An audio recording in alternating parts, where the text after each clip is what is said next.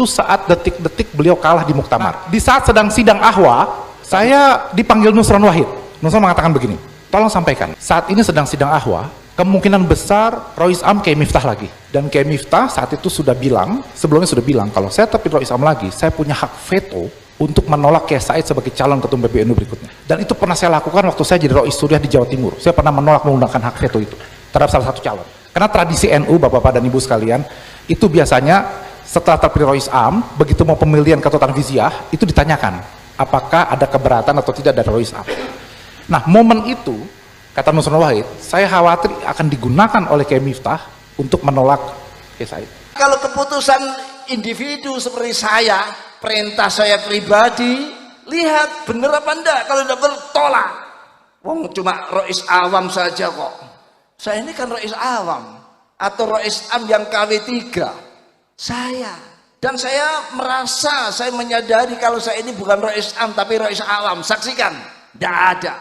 Selama ini saya tidak pernah gila jabatan. Kita harus akui bahwa hari ini adalah Rois Am yang terburuk yang pernah ada. Kemarin yang dibicarakan oleh Kiai Haji Miftahul Akhyar itu mewakili Robitoh Alawiyah, mewakili Habib-Habib persis. Rois Am PBNU, beliau menyatakan bahwa kelompok pembatal nasab dihukumi Khawarij, kelompok pembatal nasab dihukumi orang Wahabi ataupun Syiah. Wajah anak ini ada stempel setannya. Berarti anak ini cikal bakal perpecahan di dalam Islam. Dan anak ini sudah terkenal menjadi kelompok-kelompok Khawarij. Tanda-tanda itu ada. Penolakan kebenaran. Semua orang sedunia, mufti sedunia, kalau menfatwakan Ba'alawi itu sahih nasabnya, saya tetap menolak. Kata Nusron, saya dalam kali ini saya berbeda pilihan dengan Kiai Said. Tapi saya tidak rela Kiai Said dipermalukan di forum muktamar ini ketika ditolak oleh Rois Am terpilih. Jadi gimana? Ya karena itu tolong Prof. Nadir, saya tadi sampaikan kepada Kiai Said bahwa lebih baik panjenengan mundur saja dari pemilihan. Masih banyak yang pantas menjadi Rois Am selain panjenengan Yon Sewu, Sayyidus Syarif, Kiai Haji Ahmad Mustafa Bisri Rembang. Itu amat sangat pantas, lebih pantas. Kemudian ada Sayyidus Syarif, Profesor Dr. Kiai Haji Said Akil Sirot, itu juga pantas. Ubaidillah punya keturunan yang tersebar di Nusantara ini, yaitu Robito Alawiyah ini. Kata Kiai Imad Banten, bohong, palsu itu. Imam Ahmad Al-Muhajir tidak pernah punya anak namanya Ubaidillah. Nih kita buktinya, nggak ada. Jadi Habib yang ada di Indonesia semuanya palsu katanya. Imam Ubaidillah yang sekarang difitnah sebagai sebuah sosok yang tidak pernah ada. Yang ada Abdullah. Ubaidillah adalah fiktif. Karena tawaduknya tidak mau disebut Abdullah, tidak mau karena padahal orangnya al-alim, al-bari, masya Allah. Ya. Tapi sekarang jadi bulan-bulanan di Indonesia. Dan dulu waktu saya pernah ngobrol dengan Gus Mus di Muktamar Jombang, kata Gus Mus, ini bolak-balik ya. Harusnya Said Agil Sirot itu Rois Am. Sayyidus Syarif, Profesor Dr. Kiai Haji Said Akil Sirot, itu juga pantas, sangat pantas, jauh lebih pantas daripada Kiai Miftahul Akhyar, dan jauh lebih diterima oleh Nahdien Kultural, Nahdien Struktural. Silakan dijawab tapi ilmiah. Silakan Imad dijawab tapi ilmiah, jangan marah-marah, jangan. Ayo ilmiah, tunjukkan kalau Habib kita ini betul, benar. Tunjukkan kebenarannya dengan data fakta. DNA, bila perlu DNA lah, DNA. Lewong nasabe habaib dikongkon tes DNA. Tes DNA itu singgawi wong Eropa, wong Barat, yang penuh dengan intrik-intrik walaupun disebut ilmiah. Dengan data fakta. DNA, bila perlu DNA lah, DNA. Nah, kalau sekarang ribut-ribut silsilah Ba'alwi itu barang kuno. Ya gitu itu ya ndak usah diurus itu. Apalagi dites DNA segala macam ya. Mau cari DNA-nya Sang Janggontang itu dari mana? Mau cari DNA-nya Sang Janggontang itu dari mana? Helmi Faisal bisik kepada Kiai Said. Kemudian Helmi Faisal itu bilang, Kiai Said menggeleng dan mengatakan, ini bukan tentang saya. Saya kalah dan dipermalukan pun tidak mengapa. Ini ada sesuatu yang lebih besar, kita harus menjaga Nahdlatul Ulama. Yang mengaku keturunannya, mulutnya kotor, caci maki sana sini. Saya mengatakan, satu orang Habib yang bodoh lebih mulia daripada 70 kiai orang Jawa. Itu kan ngomong nggak benar itu. Dan Habib itu mulia memang ada di Indonesia. Orang kalau sudah dengar Habib itu, alim, enggak pokoknya Habib. Apalagi jasanya Ulama Yaman itu luar biasa kayak itu. Tanpa ulama Yaman kita mungkin tidak mengenal ilmu al-fiqih ya Syafi'i itu karena jasa-jasa besar dari para ulama Yaman. Yang bikin titik huruf Arab bukan orang Yaman, orang Persia. Namanya Abul Aswad Ad-Du'ali. Siapa namanya? Bukan orang Yaman, bukan orang Yaman. Abul Aswad Ad-Du'ali, orang Persia. Nah, saya ngomong gitu tuh dianggap saya ini membelani habaib. Apalagi ribut-ribut bab nasab, sudah Masya Allah. Mestinya wong ini sejak dulu dari para muassis, dari Syekh Nawawi Al-Bantani, dari Syekhona Khalil, dari Basim Asy'ari, itu dikelilingi para habaib. Gus Dur buta mata, buta hati. Rizik yang ngomong kayak gitu. Yang bikin buta mata tuh siapa? Gusti Allah. Yang maringi buta Gus Dur siapa? Kok tahu dia bahwa Gus Dur buta hati? Dari mana tahunya Gus Dur buta hati? Waktu Gus Dur di rumah sakit, baru operasi saraf, tiba-tiba Gus Dur ngendikan, mengko aku bakal jadi presiden. Masih Pak Harto ini, kita semua kaget. Itu Gus Dur tuh. Mana buta hatinya, mana buta hatinya? Memang matanya buta, tapi hatinya mana? Pada titik itu saya merasa, wah ikhlas betul beliau. Dan saya jadi ingat, sebelum muktamar, beliau sempat mengatakan, saya sebagai ketua PBNU, kata beliau, mungkin pernah melakukan kesalahan. Tetapi saya tidak pernah berniat menghancurkan atau merusak NU. Boleh sebagai pengurus PBNU melakukan kesalahan, tapi jangan pernah merusak NU. Kiai Miftahul Akhyar ini telah memicu perpecahan di tubuh NU itu sendiri dan juga umat Islam. Kenapa? Karena dengan ngototnya beliau membela Mbak Alawi dan menyebarkan framing-framing buruk terhadap para pejuang, ini otomatis umat Islam jadi terbelah, organisasi anggotanya juga jadi terbelah. Ya mungkin karena Kiai Miftahul Akhyar juga kan terang-terangan karena berbagai macam alasan yang alasannya bukan alasan ini ya, menurut saya alasan yang pragmatis saja membela Habib Alwi kan. Kalau saya sih tidak ada masalah sampean kritik bahkan sampean bully sampean apa tidak ada masalah. Sampean suruh turun dari orang Islam sekarang saya turun. Tapi kan ada mekanismenya. Kalau memang Rais Kiai Miftahul Akhyar merasa dirinya Rais awam dan tidak gila jabatan, ya sudah saat ini juga jangan hanya omon-omon kan itu. Ya mengundurkan diri. Saya mendengar pernyataan-pernyataan dari Rais Am maupun pernyataan-pernyataan dari Ketua PBNU Gus Yahya, sesungguhnya kita telah keluar bahkan dari peradaban. Bahkan jangankan peradaban, fikih peradaban, bahkan dengan fikih yang kolot sekalipun, sesungguhnya kita telah keluar. Ya. Ngapunten Kiai Miftah, ngapunten. Dengan kalimat panjenengan yang langsung menghukumi pembatal nasab adalah Khawarij, Wahabi ataupun Syiah, ini semacam panjenengan itu kurang bisa menghormati khazanah keilmuan. Ulama dunia ditolak. Ini ilmu macam apa semacam ini? Bukan ajaran kita semacam itu. Dan nanti pada gilirannya masyayikh kita nanti digilir semua. Di belakang itu siapa? Wahabi dan sebagian daripada Syiah. Kita deg-degan menunggu siapa yang terpilih sebagai Rois Am. Nah, terus saya lihat Yeni Wahid masuk ke ruangan. Saya bicara sama Neng Yeni, saya bilang ini ada penting saya bicarakan. Terus gimana? Ya saya bilang ya tolong sekarang dekati Kiai Said, lobby untuk mundur. Karena kalau sebentar lagi terpilih Rois Amnya, Kiai Miftah akan terjadi hal yang tidak kita inginkan. Neng Yeni saya lihat datang dan berjongkok di depan Kiai Said. Terus ngasih kode ke saya bahwa gagal, nggak berhasil. Nah karena saya pimpinan sidang, saya mendapat berita bahwa sudah terpilih Rois Am saat itu, meskipun belum diumumkan. Yaitu Kiai Miftah lagi. Saya semakin gemeteran, wah kejadian lagi nih, saya bilang berarti beneran bakal kejadian ini. Perintah saya pribadi, lihat bener apa enggak, kalau tidak bertolak. Lihat bener apa enggak, kalau tidak bertolak. Jadi pernyataan Kiai Miftahul Akhyar, beliau menyatakan sendiri bahwa beliau adalah Rais awam. Kalau keliru ya jangan diikuti. Nah soal Habib, soal nasab Habib yang palsu itu kan selama ini beliau dipersepsikan publik membela nasab palsu Habib. Maka sesuai perintahnya Kiai Miftahul Akhyar sendiri ya kita tolak itu. Kiai Miftahul Akhyar itu sudah sepuh menurut saya. Banyak yang menyarankan sebaiknya mundur saja. Kepada Yang Mulia Kiai Haji Miftahul Akhyar untuk bisa lentur, untuk lebih fleksibel, untuk lebih bisa menghaluskan kata maupun sikap terkait polemik nasab ini. Tapi dari situ saya belajar bahwa ternyata Kiai Said itu ikhlas. Jadi beliau bukan ambisi. Beliau merasa bahwa ada yang harus beliau perjuangkan saat itu. Nah, apakah sekarang kita melihat itu atau tidak? Wallahu a'lam bishawab.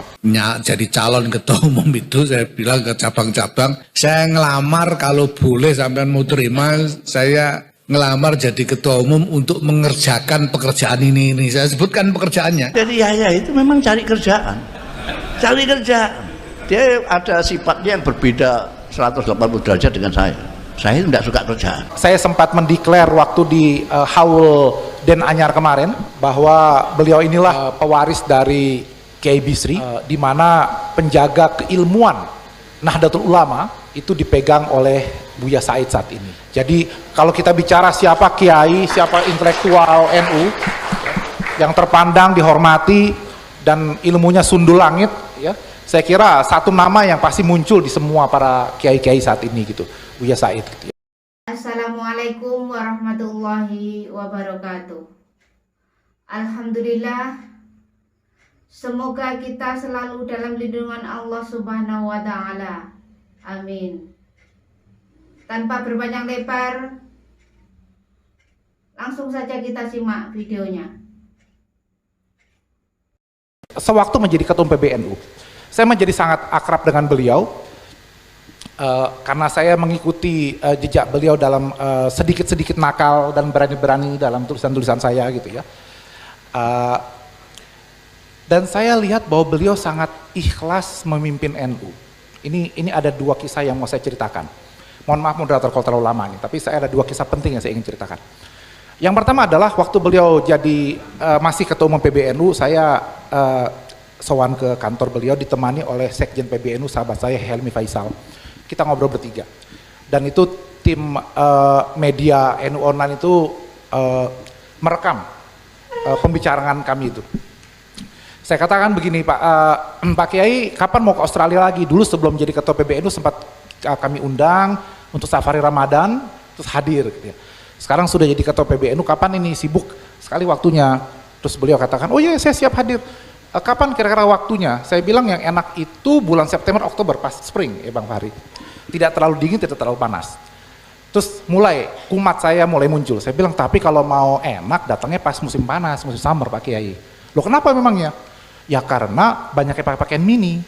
Saya bilang gitu. Terus itu menunjukkan akrabnya saya dengan beliau saat itu gitu. Di kantor saya menggoda beliau seperti itu. Terus beliau mengatakan gini, saya sudah pernah kan dulu ke Australia, ternyata perempuan Australia nggak cantik kok katanya. Saya pernah datang ke satu negara yang Tantan, saya lupa, Uzbekistan, Turkmenistan atau apa ya, Kazakhstan atau apa ya gitu. Itu dari mulai turun dari pesawat, ya, sebelum keluar airport sampai cleaning service airport saja cantik katanya. Begitu keluar cantik semua, itu cantik. Terus beliau saat ngomong gitu, saya langsung ngelihat kepada tim media itu yang masih merekam. Saya bilang, ini direkam. Jangan direkam, saya bilang. Ini bercanda kita yang direkam. Helmi Faisal juga langsung marah kepada anak buahnya. Hapus direkam. Tapi apa kata Kiai Said? Loh kenapa dihapus? Yang saya katakan itu benar, memang di sana cantik semua katanya. Saya kaget itu. Di mana sekarang itu orang ada pencitraan ya Bang Fahri ya. Semua itu pencitraan. Beliau itu betul-betul ikhlas memimpin PBNU, tidak peduli dengan pencitraan itu tadi. Ketika itu, kalaupun omongan itu viral, beliau tidak menganggap sesuatu yang salah, karena yang beliau katakan itu fakta.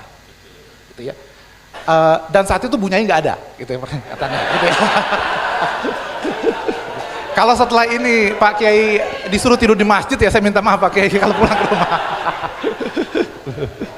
Dan saya nggak tahu waktu kunjungan ke sana itu apakah Bunyai ikut apa enggak gitu, saya nggak tahu gitu ya. Oh ikut ya, ikut apa? Nah, yang kedua saya merasa beliau tuh juga ikhlas memimpin NU, tidak perlu pencitraan apa. Itu saat detik-detik beliau kalah di Muktamar. Ini jarang saya ceritakan Bang Fahri. Saya dengan Cak Mas Duki, dengan Prof Mas Kuri, Prof Nuh, Asroniam itu pimpinan sidang di Muktamar NU kemarin. Nah, di saat sedang sidang Ahwa saat itu di Unila ya, di gedung Unila saat itu. Saya dipanggil Nusron Wahid. Nusron mengatakan begini, Prof, saya tidak tahu sedekat apa Anda dengan Kiai Said. Saya bilang saya dekat, kenapa memangnya? Tolong sampaikan. saat ini sedang sidang ahwa, kemungkinan besar Rois Am Kiai Miftah lagi. Dan Kiai Miftah saat itu sudah bilang, sebelumnya sudah bilang, kalau saya terpilih Rois Am lagi, saya punya hak veto untuk menolak Kiai Said sebagai calon ketua PBNU berikutnya. Dan itu pernah saya lakukan waktu saya jadi Rois Suriah di Jawa Timur. Saya pernah menolak menggunakan hak veto itu terhadap salah satu calon. Karena tradisi NU, Bapak-Bapak dan Ibu sekalian, itu biasanya setelah terpilih Rois Am, begitu mau pemilihan ketua Tanfiziah, itu ditanyakan apakah ada keberatan atau tidak dari Rois Am. Nah, momen itu, ya, kata Nusron Wahid, saya khawatir akan digunakan oleh Kiai Miftah untuk menolak Kiai Said. Kata Nusron, saya dalam kali ini saya berbeda pilihan dengan Kiai Said, tapi saya tidak rela Kiai Said dipermalukan di forum muktamar ini ketika ditolak oleh Rois Am terpilih. Jadi gimana? Ya karena itu tolong Prof. Nadir, saya tadi sampaikan kepada Kiai Said bahwa lebih baik panjenengan mundur saja dari pemilihan. Konsekuensinya saya akan perjuangkan kepada Rois Am agar diumumkan. Begitu menolak, Rois Am akan mengatakan saya menolak, tapi saya akan minta Kiai Said sebagai wakil Rois Am. Nah, kata Nusron, gimana? Ya, saya bilang ya saya ya siapa yang mau yang ikhlas beliau dipermalukan di forum. Kata-kata Nusron, ya ilmu beliau sangat tinggi, kita respect dengan beliau, kontribusi beliau dalam 10 tahun. Kita jaga jangan sampai terjadi peristiwa itu malam-malam itu. Kemudian saya ke depan, jadi duduk posisi saya di sini, Helmi Faisal, terus Kiai Said. Saya itu ndak tega, ndak berani ngomong. Saya langsung bisik ke Helmi Faisal, tolong bisik kepada Buya, saya bilang, lebih baik mundur saja, tidak usah maju. Saya bilang. Kenapa? Karena hitung-hitungannya ini bakal kalah dan malah beliau akan dipermalukan nanti. Saya ceritakan. Helmi Faisal bisik kepada Kiai Said. Kemudian Helmi Faisal bilang, Kiai Said menggeleng dan mengatakan, ini bukan tentang saya. Saya kalah dan dipermalukan itu tidak mengapa. Ini ada sesuatu yang lebih besar, kita harus menjaga Nahdlatul Ulama.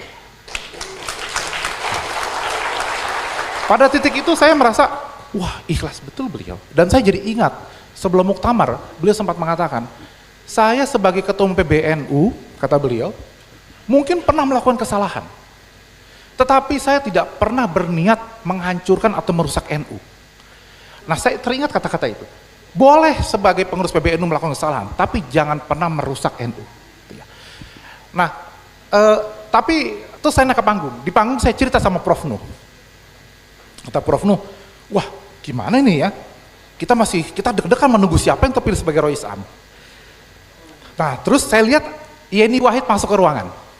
Nah, ini Wahid. Terus kata Prof. Nuh, coba ngomong sama Yeni Wahid. Mungkin Ning Yeni bisa membujuk Kiai Said. Saya turun dari atas panggung. Terus saya bicara sama Ning Yeni. Saya bilang ini ada penting saya bicarakan. Kanan kiri orang masih mengkerubungi Ning Yeni gitu. Terus Ning Yeni bisik ke saya, Gus kita ngomong bahasa Inggris aja. Gitu. Jadi biar yang lain nggak paham gitu. Jadi Ning Yeni merasa orang-orang NU pada nggak paham nih kan bahasa Inggris. Gitu.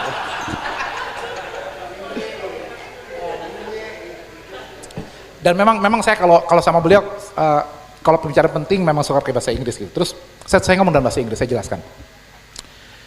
Terus gimana? Ya saya bilang ya tolong sekarang dekati Kiai Said, lobby untuk mundur di titik terakhir itu. Tidak perlu pemilihan, sudahlah. Saya bilang.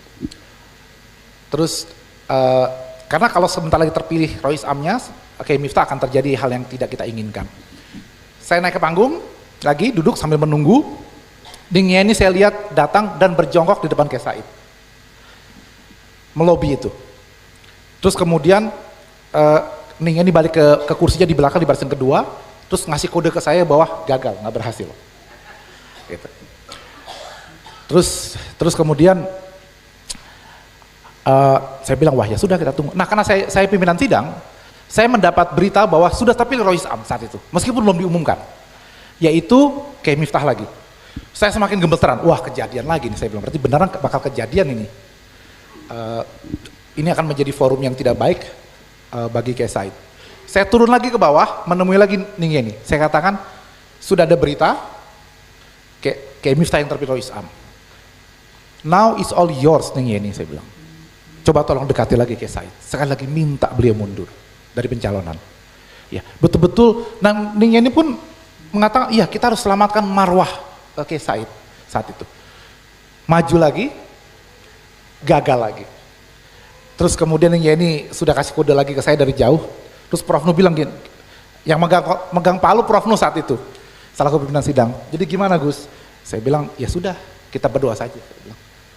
Gitu. Datang Rois Am, rombongan Ahwa semua. Ternyata begitu perwakilan Ahwa bicara, tapi Rois Am dengan 2 persyaratan, yang yaitu harus mundur dari Ketua Umum MUI, dan yang kedua harus menerima siapapun yang akan dicalonkan. Saat itu saya langsung lega. NU tuh gitu, di detik terakhir kalau Allah turun tangan gitu ya, menggerakkan para kiai, tidak ada acara dipermalukan saat itu. Nah akhirnya kemudian setelah itu saya pulang ke hotel. Jadi saya tidak ikut proses pemilihan itu. Jadi kalau dilihat di berita acara itu ada 1 kosong, kolom tanda tangan yang kosong itu saya nggak tanda tangan. Karena saya udah pulang ke rumah, saya tidur hotel gitu. Karena saya bilang wah ini saya tidak kuat melihat pertarungannya seperti apa gitu. Tapi dari situ saya belajar bahwa ternyata Kiai Said itu ikhlas. Jadi beliau bukan ambisi. Beliau merasa bahwa ada yang harus beliau perjuangkan saat itu. Ya. Nah, apakah sekarang kita melihat itu atau tidak? Wallahu a'lam bishawab. Ya. Kemudian interaksi setelah beliau tidak lagi menjadi Ketua Umum PBNU. Beliau kontak saya bahwa cucunya mau ke Monash University. Najwa ngambil School of Business. Ini cucu yang sangat pintar, di Malaysia ya, sekolahnya di Malaysia, lompat-lompat dan sekarang mau ngambil School of Business. Tapi saat itu border baru dibuka karena COVID baru selesai. Buya sempat kena COVID waktu itu, sehingga kemudian visanya juga terlambat keluar gitu. Sementara Najwa sudah harus berangkat. Maka Buya ini panik karena mau mengantar cucunya langsung ke Australia. Ini gimana? Ini kan perempuan, cucu perempuan. Kalau ke Malaysia sih saya lepas sendiri, tapi berangkat ke Melbourne mana? Coba tolong telepon Najwa, keras banget ini anak. Wah, gitu kan Buya mulai emosi. Ya kalem Buya. Yang Buya nggak tahu saat itu saya sedang Zoom, saya sedang ceramah di Zoom itu. Buya telepon, itu terpaksa saya bilang sama peserta itu, ini ada telepon dari kiai saya ini, saya harus stop dulu. Gitu. Dan Buya curhat lumayan lama gitu ya tentang cucunya. Terus jadi gimana? Tolong telepon. Maka saya telepon Najwa. Terus saya paham bahwa Najwa mau berangkat itu karena sudah waktunya memang ada week 0 ya. Jadi mau nggak mau harus berangkat memang gitu. Tidak bisa menunggu kakeknya untuk dapat visa apa segala macam gitu. Saya bilang sudah begini saja. Saya yang jemput di airport. Saya jemput di airport segala macam. Jadi saya diserahi tanggung jawab selama 3 tahun terakhir untuk ngajak cucunya ke pengajian ya. Gitu. Walaupun terus terang malas-malasan juga Pak Kiai. Gitu. Nah terakhir itu saya harapan setelah beliau tidak lagi menjadi Ketua PBNU. Harapan ini saya ingat kembali ketika nakal-nakalnya beliau baru pulang dari Saudi dulu. Termasuk tadi beliau sudah mengatakan, definisi Ahlussunnah wal Jamaah itu sampai sekarang nggak jelas, masih berdasarkan apa dinyatakan oleh Hadatus Syekh, gitu ya. Dan Hadatus Syekh itu tidak memberikan definisi, hanya menjelaskan ciri-ciri aswaja itu seperti apa. Itu bukan definisi. Secara ilmu mantik itu tidak jamit, tidak manik, kan begitu. Saya mengharapkan setelah tidak lagi menjadi Ketua Umum PBNU, meskipun masih komisaris di mana-mana,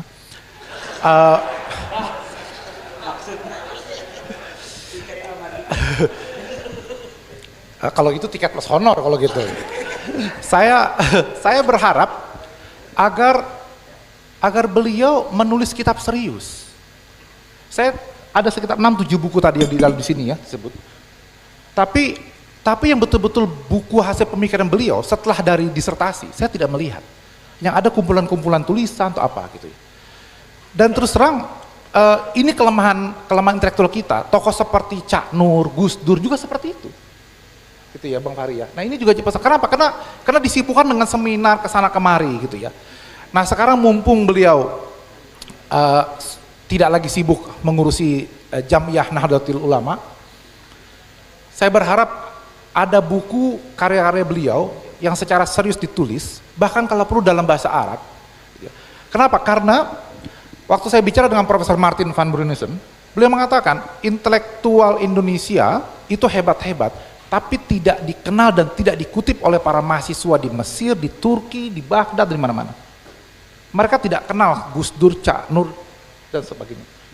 Ini jadi pertanyaan, kenapa? Salah satunya adalah karena tokoh-tokoh kita tidak menulis dalam buku baik bahasa Inggris maupun bahasa Arab. Sementara para intelektual dari Turki, dari Mesir, itu para mahasiswa kita membaca buku-buku itu.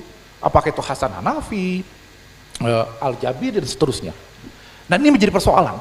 Kalau kita mau mengekspor Islam Nusantara, tapi produknya, pemikiran-pemikirannya itu tidak kita kenalkan, tidak dibaca dan diuji, dikaji gitu ya.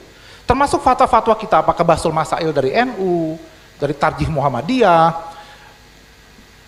dari MUI ataupun Dewan. Jadi sudah jelas sekali bahwa ada pihak yang ingin menguasai PBNU, dan itu jelas mereka gen Yahudi, ngaku cucu Nabi dan budak mereka. Bagi yang ada kuasa, tolong dibersihkan PBNU dari anak cucu penjajah imigran Yaman itu. Cukup sekian dulu, sampai jumpa di video selanjutnya. Akhir kata, wassalamualaikum warahmatullahi wabarakatuh.